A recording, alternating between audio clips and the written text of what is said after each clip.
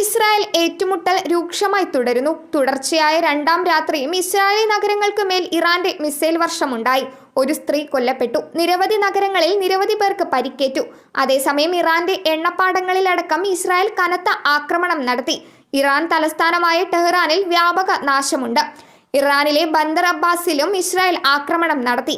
കഴിഞ്ഞ ദിവസം രാത്രിയാണ് ഇറാനിയൻ നാവികസേനയുടെ പ്രധാന കേന്ദ്രമായ ബന്ദർ അബ്ബാസിൽ ഇസ്രായേൽ ആക്രമണം നടത്തിയത്. എന്നാൽ മണിക്കൂറുകൾക്കുള്ളിൽ തിരിച്ചടി നൽകുമെന്ന് ഇറാൻ പ്രതികരിച്ചു.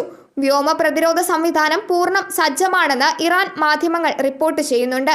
ഇറാനിലെ എണ്ണപ്പാടവും ഇസ്രായേൽ ആക്രമിച്ചിരുന്നു.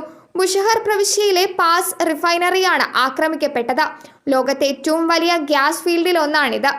ഇറാൻ ഇസ്രായേൽ സംഘർഷം കടുക്കുന്നതിൽ കടുത്ത ആശങ്കയിലാണ് ഇന്ത്യ. വലിയ യുദ്ധമായി ഇസ്രായേൽ ഇറാൻ സംഘർഷം മാറുമോ എന്നാണ് ഇന്ത്യയുടെ ആശങ്ക. ഇറാൻ വ്യോമമേഖല അടച്ചതുപോലും ഇന്ത്യയെ ബാധിച്ചിരിക്കുകയാണ്. ഇരു രാജ്യങ്ങളും ചർച്ചയിലൂടെ പ്രശ്നം പരിഹരിക്കണമെന്നാണ് പ്രധാനമന്ത്രി നരേന്ദ്രമോദി തന്നെ വിളിച്ച ബെഞ്ചമിൻ നെതന്യാഹുവിനെ അറിയിച്ചത്.